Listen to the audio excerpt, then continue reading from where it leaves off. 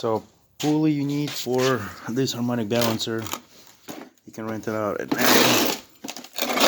It's actually Chrysler harmonic balancer puller 776-8027. And I had to take this power string belt off, so what I did, just put a knot on it back up and just pull back the belt a little bit towards me and kind of slip through the belt, pull it off of it, so it's a lot easier. Mark my lines, make sure it's not coming off, put it back on. You might need this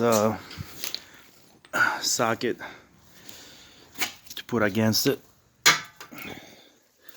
So when you put against this, actually fits pretty well. Here's the old one. It fits nicely.